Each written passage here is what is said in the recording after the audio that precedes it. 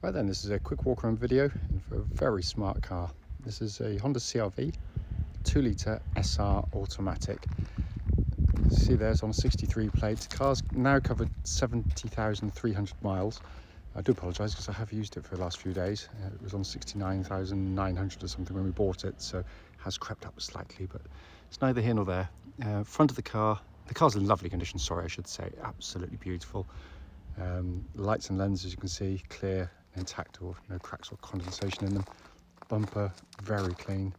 Likewise, bonnet, that just hardly see a stone chip anywhere on there at all. Near side of the car, passenger side, absolutely smooth in the panel work. It's lovely and clean. It's got a real crisp look to the car actually.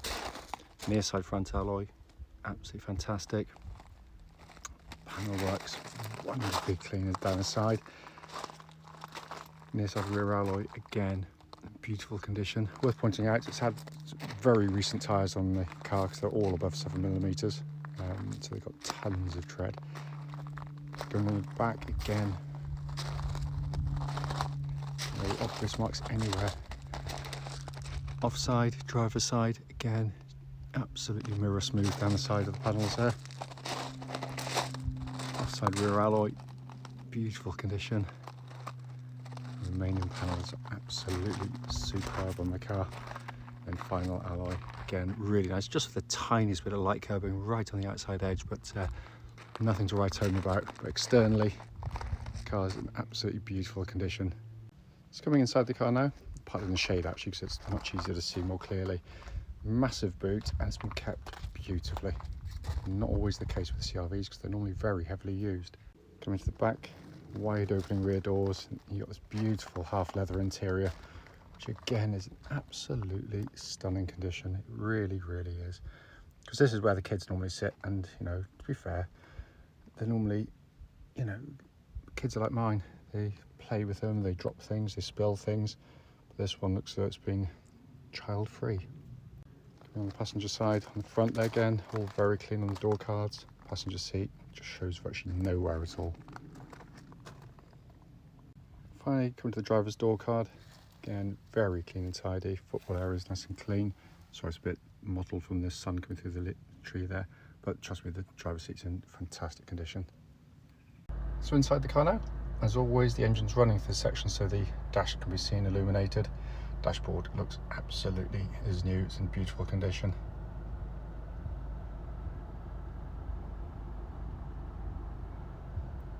Come up to the main dash pinnacle there, hopefully you can see. Pan in there for you. 70,332 miles. There are no warning lights on the dashboard at all.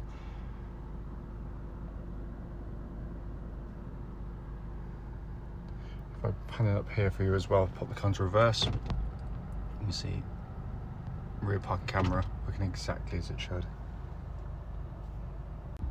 Finally, just to show you, owner's manual pack and lock and wheel nut key all here and present with the car. Right then, this is a road test video for a Honda CR-V, and it's a 2-litre SR automatic.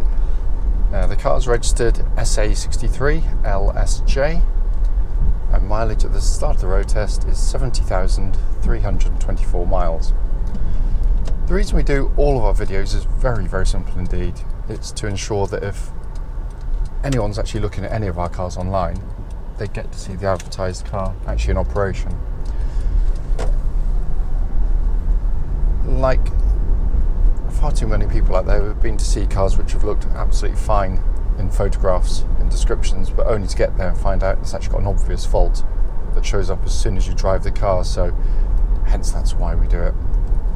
We also do it on these very quiet country roads very close to our premises, and this actually forms part of the road test route we take our customers on, so hopefully then it'll be representative of, you know, what you'd feel yourself should you be offered a test drive in the car. So coming to the car, been very, very, very well looked after. I think from memory it's got 9 services throughout its life, and it is immediately obvious when you drive the car. Some cars you just get in and they just feel tight. You know, I hate saying it because it is the typical used car cliche, you know, when it feels like new to drive, but it really does. Everything about the steering, the suspension, the engine, the gearbox, it all just feels, you know, just with as though it's got no slack in it at all. It's incredible. Starting with the engine, it starts absolutely instantly and settles to a smooth, even idle. There are no warning lights on the dashboard at all relating to the engine or any other part of the car. And temperature gauge is running as a third, which is exactly where it's meant to be when it's up to full operating temperature. It's been running for over an hour now. Just going to pull in here for this chap. I don't see many of these coming down this road. It's he's a brave man. The engines are simply superb engines. I've said it a million times, but it's absolutely true. Honda build the best four-cylinder petrol engines in the world. They are simply fantastic engines. They're cam chain driven, there's no cam belts on them. They've got a reputation for lasting hundreds of thousands of miles and hardly ever going wrong. We've never touched one. But they're also just a lovely engine to use day in, day out. It's smooth, it's civilized, it's refined, it's economical, but it's got a lovely engine note as well. So when you put your foot down, there's no harshness to it at all. It's just a beautiful piece of engineering, it really is.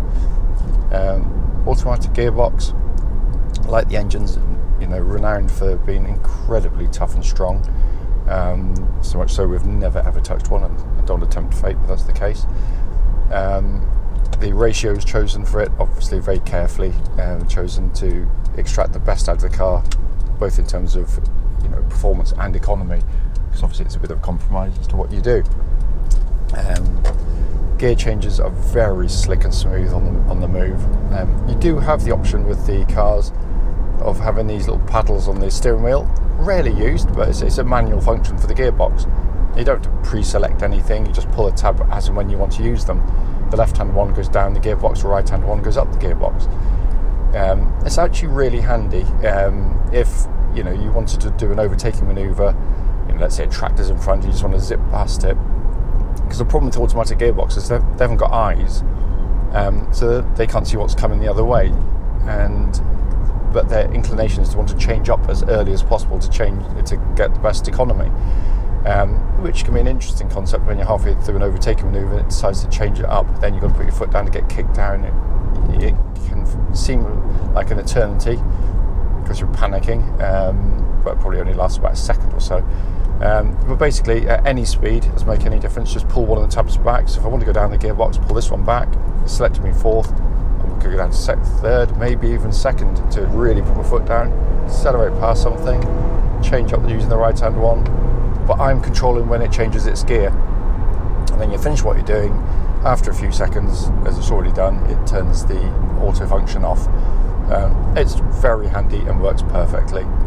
Notwithstanding reputation, you should always do the same checks on any automatic gearbox, regardless of manufacturer. Just make sure the gear changes on the move are actually smooth, there's no clunks.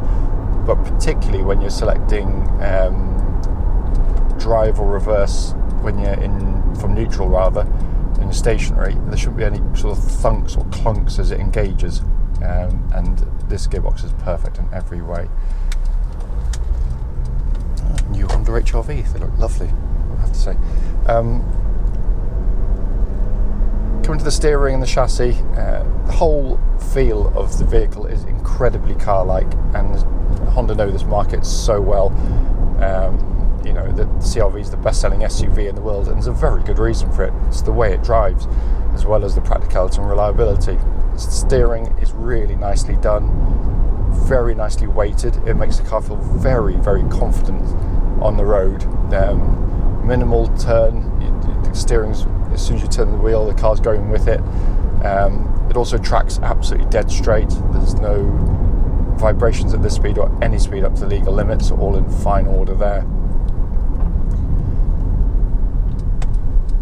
The other thing with the chassis is, there's no way I'm going to pretend for the second it's not even got an element of sportiness to it, because it's not designed for that.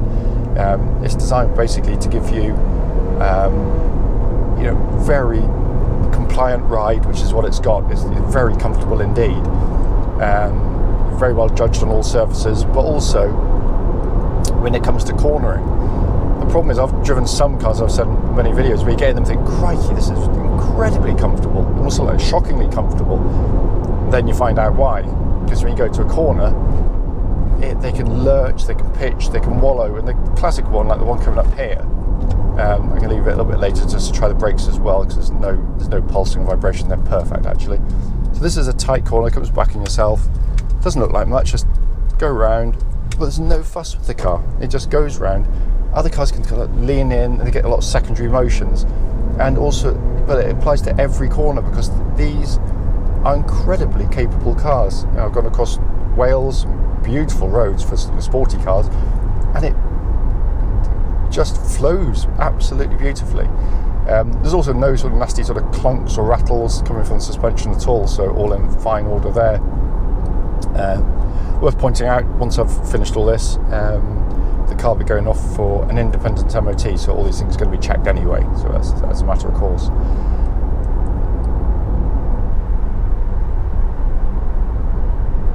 Coming inside the car, believe it or not, has not been cleaned yet. It doesn't need cleaning. It's in beautiful condition. Our tractor's just pulled out straight in front of me. It's in lovely, lovely condition in here. The thing you notice most about when you get into these Hondas, which videos can't impart, is the build quality. They are beautifully, beautifully put together cars. Absolutely no squeaks, no rattles, very well judged sort of plastics texturing, but the way it's assembled is absolutely superb. It really is. So I might end up using my manual gearbox function, just telling you about tractors and what you can do. But so I'm going to go a little bit quiet a second while I just concentrate on whether I can get past this chap or not. No, 200 things coming. So yeah, I mean it's beautifully built. It's also a lovely place to sit and drive a car, because you've got amazing visibility. It's very confidence inspiring when you get in these cars on the road. Massive wing mirrors, which kind of help with all your vision around the vehicle. But everyone I've known that's got in one, a lot of people have gotten to me, I've had a much smaller car, it seems really big, but come back off test driving, actually it's lovely. It was much easier to sort of manoeuvre and drive, and you feel in control of the vehicle. It's helped by having a kind of a low dash line as well, loads of glass to give you great visibility in the car. The dash itself is really, really well laid out. Ergonomically, it's fantastic. You've got a big radio for someone like me. I love this kind of thing. It's just so simple, so easy to use, unfashionably so as well, which I think is fantastic, because it's none of these stupid screens. Then you've got a dual zone climate control system, which obviously gives you the option of having different temperatures side to side. Blows out lovely cold air, by the way. Heated seats working exactly as they should. The one thing, again, the videos don't show is when you turn any button or switch or press a button, they are so satisfying in terms of kind of the quality of the switchgear that Honda put in their cars, because they want that to feel the same in 300,000 miles as it does now, and it does. It really does. It's incredibly well manufactured. Information binnacle in front. Again, classic Honda, really nicely detailed and laid out. Very easy to take the information in. Small diameter steering wheel, leather bound, feels absolutely fantastic in hand and shows virtually no wear. I mean, the interior, like the rest of the cars, is just in lovely, lovely, lovely condition, I have to say. This is a four-wheel drive version of the CR-V, because not all of them are. There are no buttons to press. It does it all for you. Again, Honda in their wisdom worked out very quickly that most people will be driving as I am today, where you don't need four-wheel drive on. Because the problem with permanent four-wheel drive systems is, by definition, they're on the whole time. That means they're going to get through tyres more quickly, certainly going to use more fuel, and put more mechanical stress through the vehicles. This works so simply. It basically runs in front-wheel drive, which is the most efficient way to pull a car along the whole time. Only if it needs to go into four-wheel drive will it do so. It does it via the traction control system, so it reacts much more quickly than you could. And as soon as the front wheels start to lose a tiny bit of grip, seamlessly brings in the rear wheels to give you four-wheel drive. It's absolutely fantastic. It really, really is. I've been using it on our CRV. My wife's got one like this, and I've got one we tow the caravan with, and we've never come close to getting stuck with it. Also, its lack of use also gives it its reliability, because in nearly 3 decades selling Hondas using the system, we've never put a spanner on one of them, so it is incredibly robust. As I said at the start of the video, the point of it, brief as it might be, is just to show the car operating and to feedback on any obvious issues, of which there's nothing at all. It drives absolutely beautifully. As always though, if you've got any questions, don't hesitate to give us a call.